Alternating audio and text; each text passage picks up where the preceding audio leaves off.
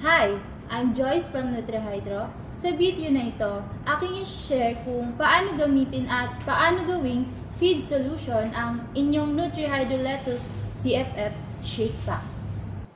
Sa inyong pagbili ng NH Lettuce CFF Shake Pack, ito ay may laman na dry nutrients na completely water-soluble na.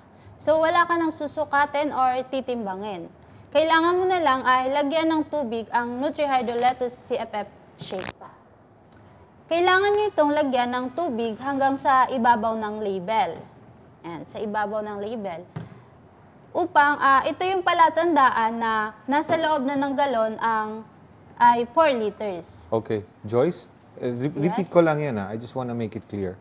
So pag natanggap to ng customer, may dry nutrients na sa loob. May laman na to. Yes. Okay.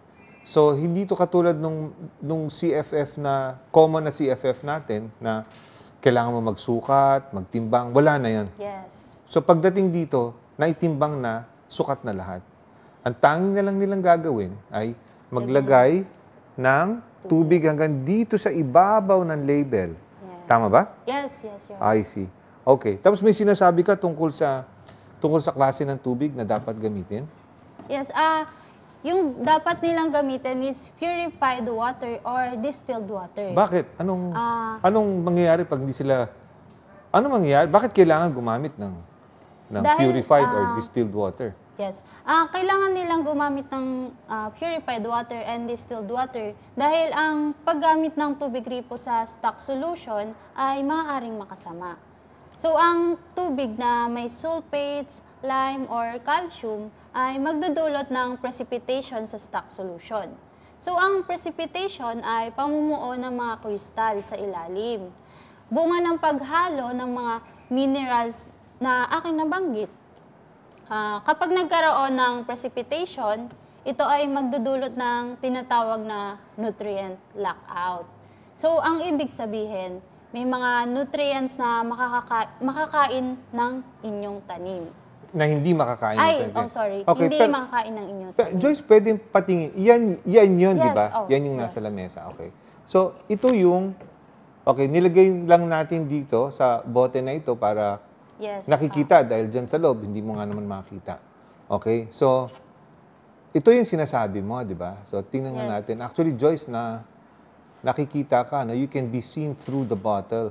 So, ang sinasabi mo, pag tama ang tubig na ginamit, walang precipitation. Yes. At ang itsura ng precipitation ay yung mga parang namumuong kristal dyan sa ilalim. Yeah? In this case, if you check out the inside of the bottle, it's very, very crystal clear. Yeah? Kahit paano mo alugin, walang precipitation, walang debris. Talagang mataas yung quality ng nutrients na ginamit dito sa NutriHydro. At ika mo nga, Joyce, pag walang precipitation, pag may precipitation, ano nangyayari?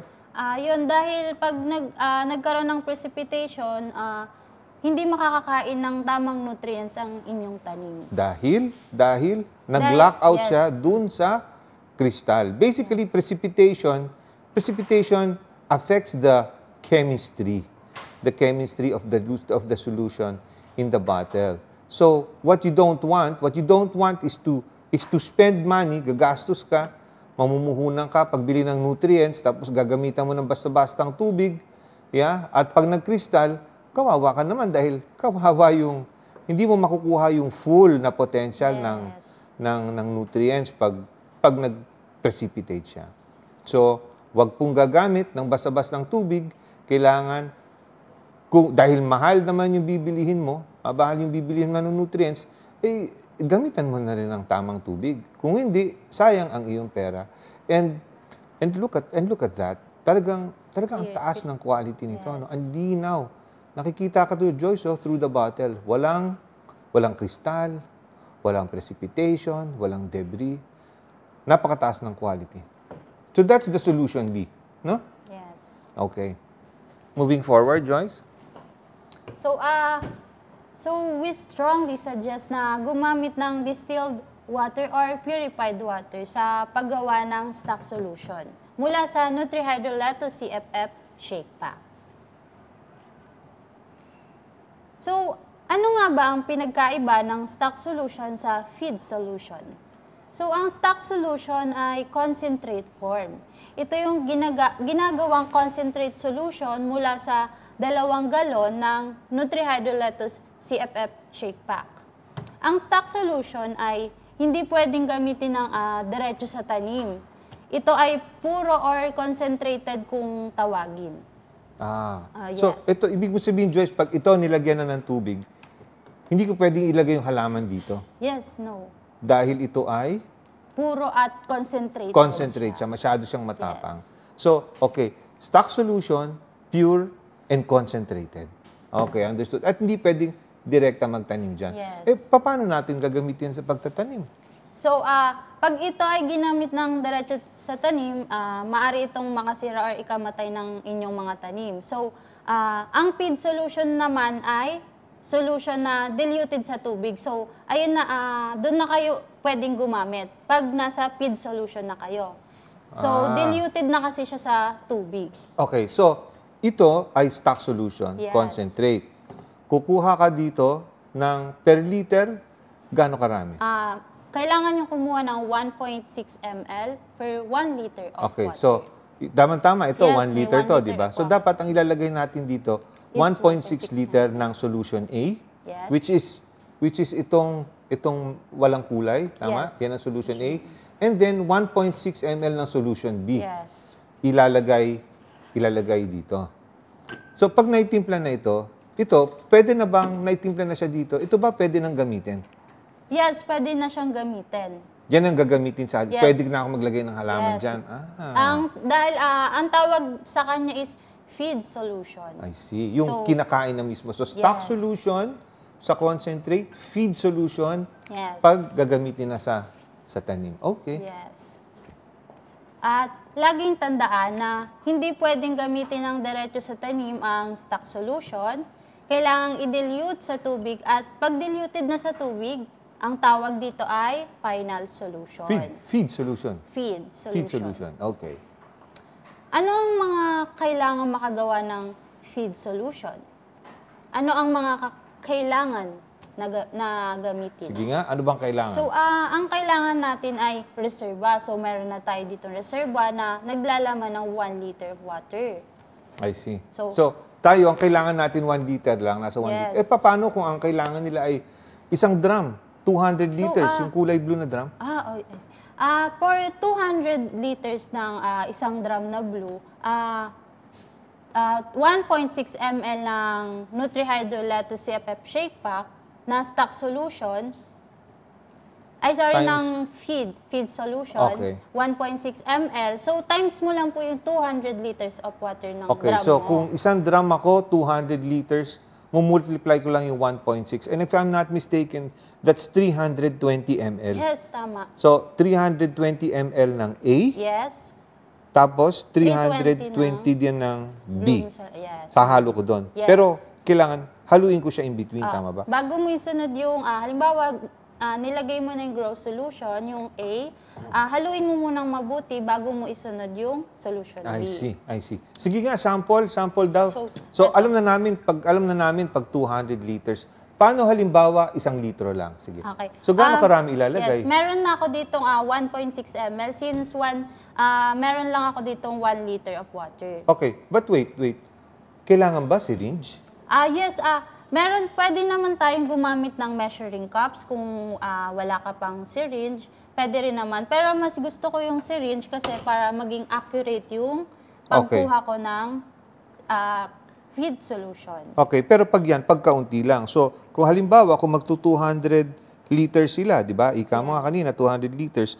So, maigi siguro gumamit sila ng graduated na Yes. na lalagyan. Yes. May mga nakamarka kung ilang ml. At dito, katulad ng kaninang example natin, 320 ml, lagay muna nila dito bago ilagay sa drum. Mismo water. Kung Dun drum. sa drum. So, in our case, 1 liter, Then, 1.6 1.6 ml. ml ang gagamitin Okay. natin. So, ilalagay ko na yung 1.6 ml ng solution A. So, yan. okay. Then, kuha tayo ng panghalo. So kung drum na malaki, drum na 200 liters, ganyan din. Pagkalagay, halo. Haluing mabuti or Okay. salukin kung sa malaking drum. Okay, basta halo. Importante ihaluin, ano? Okay. Pag nahalo nyo ng mabuti, isunod nyo na yung solution B na meron ding 1.6 ml.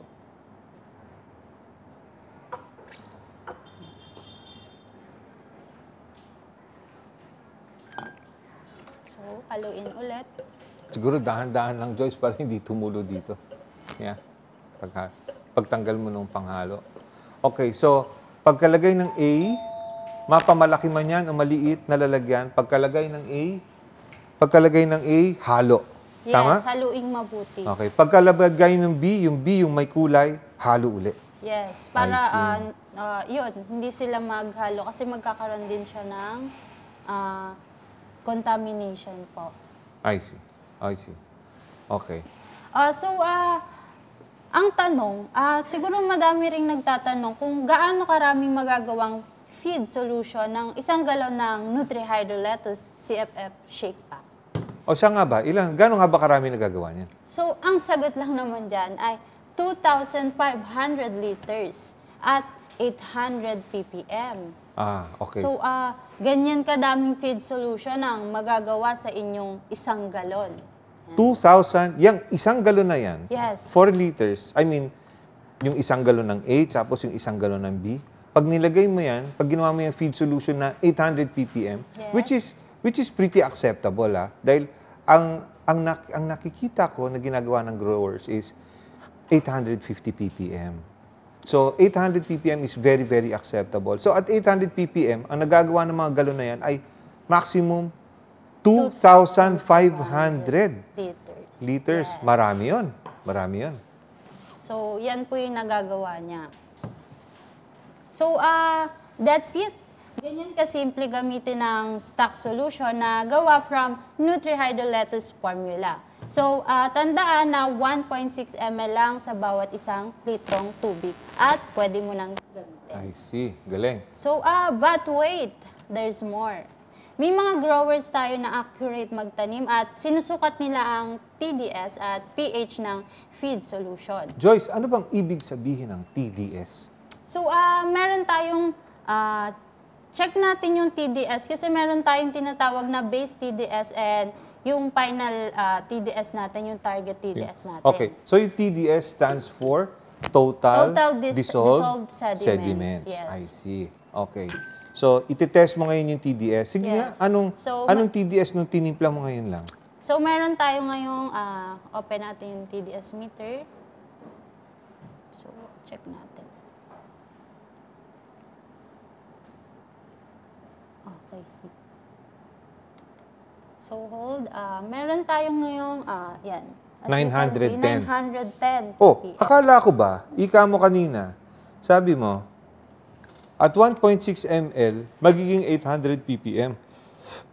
Bakit 900 yan? So, ipaliwanag ko sa inyo kung bakit naging 900 yung sukat natin sa TDS. So, as you can see, meron tayong isang 1 liter of water dito.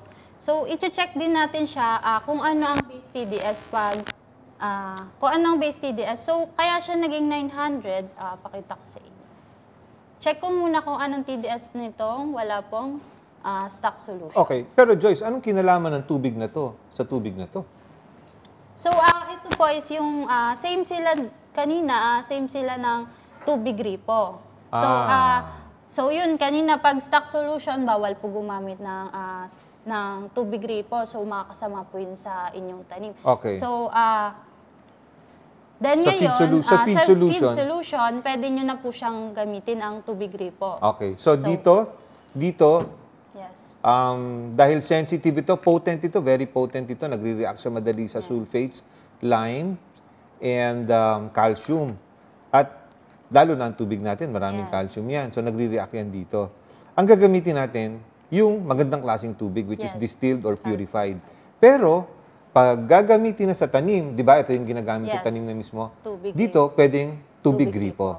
So, itong dalawang to, iisa ang pinanggalingan nilang tubig. Pareha Yes. silang tubig. Opo. Tama ba? Yes, tama. Ito yung tinimplahan mo na, ito yung hindi pa natitimplahan. Yes. Sige daw, So, anong TDS mo? dito sa Quezon City, i-check natin kung ano yung TDS namin.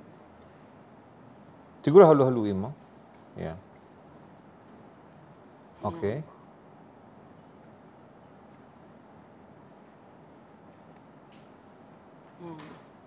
So, meron tayong 88 ppm.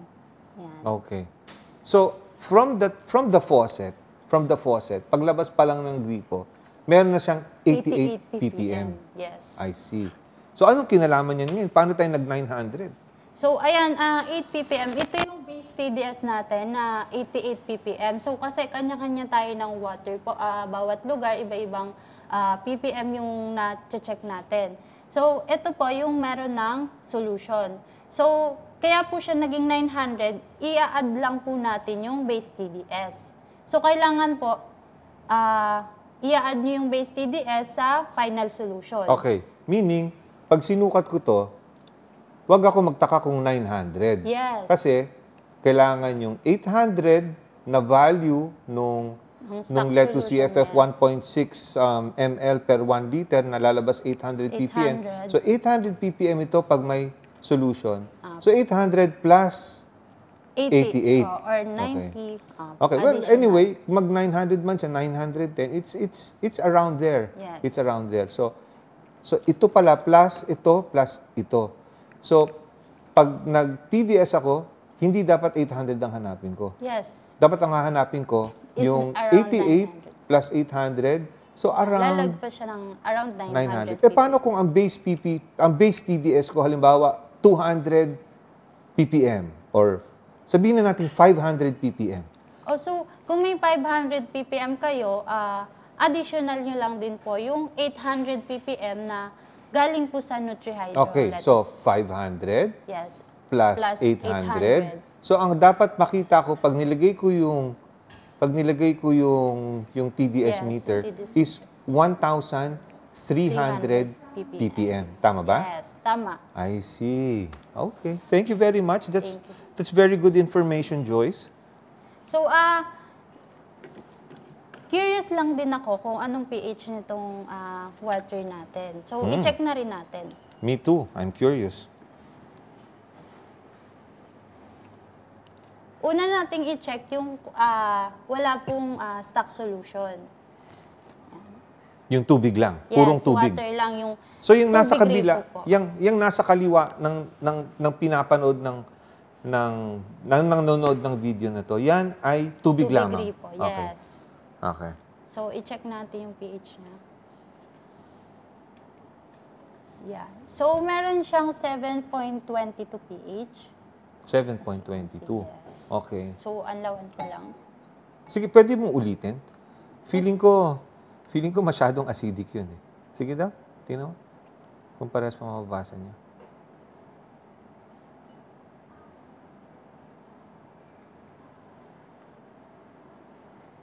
$7.22 pa rin? 7.47 pH. Sige.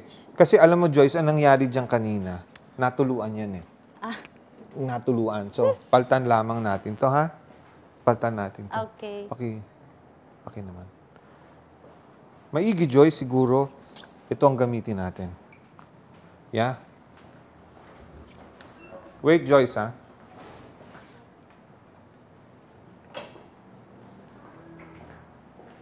So, ito, Joyce, oh.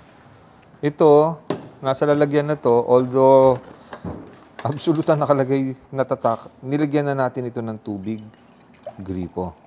So, itong tubig na to, parehas ito ng tubig dyan sa hawak-hawak mo. Sige daw, Joyce, pakicheck daw ulit. Okay. Yung kanina kasi natuluan eh. Kaya I siguro see. bumaba yung TDS niya. Natuluan ng paghalo. Okay, check ulit natin. Yeah. Haluin mo, Joyce. Haluin mo.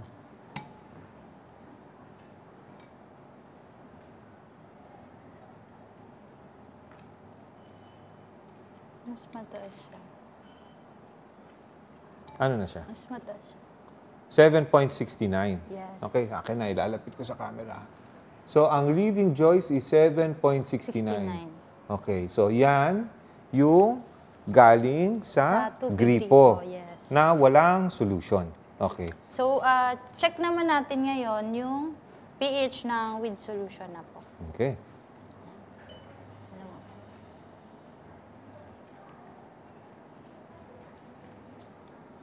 Halo-haluin mo siguro, Joyce. Yeah? So, how is it? So, meron tayo ngayong 6.86 pH. 6.86. So, Yes. 7.69, 6.8. So, around na lang. Around 700. Between 700 to 800 units ang 7.6 baka mo? Yes, Kanina? 7. Yung una po natin is nasa 7.6. So, with solution na po, 6.86 na lang po siya. 6.8, So, okay. halos 1,000 times more acidic ang feed solution kumpara sa tubig gripo. Around 800, Joyce. Yeah. Tama ka, halos Almost 1,000 na. 1,000. So, 800 units. So, itong may solution is Yes. 800 times. Kasi alam mo yung baba ng 1 digit ng pH, that's actually 1,000 steps. So, from 7.6, 60 plus yata yung kanina, 7.69 yata, sabi mo Yes. kanina. I don't exactly remember, but it's around there. So, 7.6 or 7.7 to 6.8, that's a huge. Yes, Ang laki nung inacidify niya. Kaunting-kaunti na lang yung kung maglalagay ka man ng pH down, kaunting-kaunti na lang yung idadagdag mo. So, halos nasa pH threshold ka na ng lettuce. Ano nga ba, Joyce, ang pinakamaganda na pH pag nagpapatubo ng lettuce? So, ang pinakamaganda lang naman na maganda sa lettuce as between 5.8 to 6.5 pH. So, well, you're almost there. Ano ka mo? Ano ika mo yung 6.8? Yes, so 6.8. So, Konting-konti na lang. konting-konti na talaga. Yeah, idadagdag. sobrang konti na. Baka patak-patak lang yan. Lalo na kung ganyan lang karami, 1 liter. Baka ilang patak lang yan. 2, 3. Sobrang kaunti ng kailangan yan. So, that is our episode today.